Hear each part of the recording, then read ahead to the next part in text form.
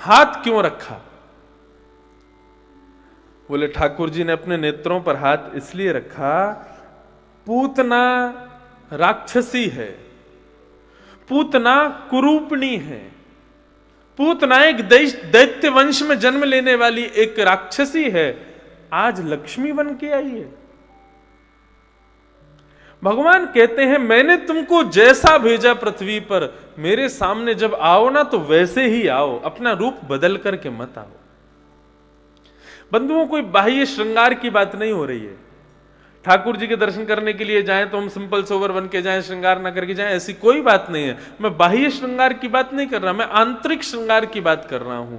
जब ठाकुर जी के सामने हम जामे प्रस्तुत हो में, तो हमको जैसा ठाकुर जी ने पृथ्वी पर भेजा था हम वैसे ठाकुर जी के सामने जावे। जैसे कि मैं व्यास हूं, आप बिजनेसमैन हो, आप कोई विधायक हो, कोई मंत्री हो, कोई एक्टर हो, कोई सिंगर हो, ये सब कलाओं से युक्त, ये सब उपाधियों से युक्त ठाकुर जी ने आपको नहीं भेजा था। यहां पृथ्वी पर आने के बाद, श्रम करने के बाद आप उपाधि युक्त हुए, आप एक पब्लिक फिगर बन गए। लेकिन ठाकुर जी के सामने जब जाओ तब समस्त उपाधियों को, समस्त नामों को बाहर त्याग के जाओ, शून्य बन के जाओ।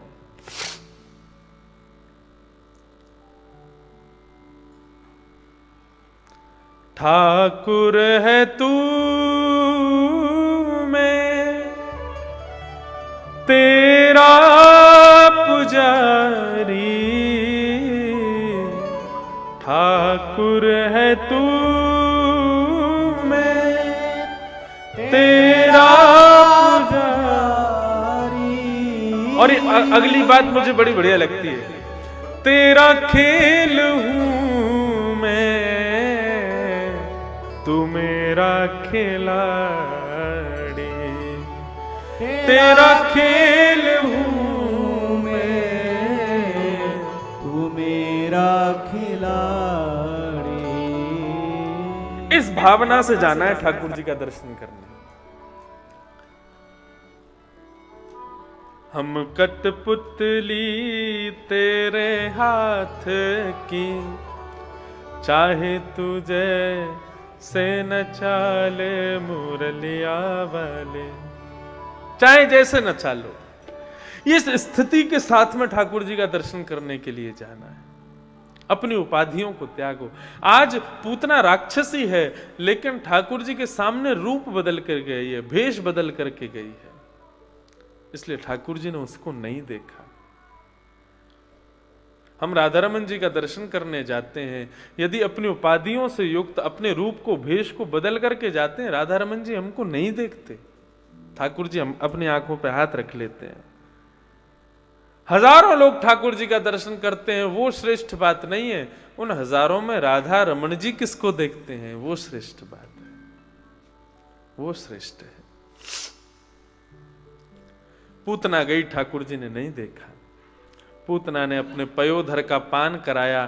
ठाकुर जी ने पहले उसके पयोधर पर लगे विष को पिया, उसके दुग्ध को पिया, उसके पुण्यों को पिया, पापों को पिया, शरीर के रस तत्वों को पिया, और सबको पीते हुए अंत में प्राण ही समम रोष शमन वितो पिबत, जैसे ही प्राणों को पीना शुरू किया,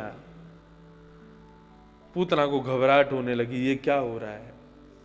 और घबराहट होते होते होते महाराज उसके बड़े बड़े दांत बाहर आने लगे, बड़े बड़े नखून प्रकट होने लगे, कुरूपणी होने लगी, राक्षसी के रूप में परिणत हो गई।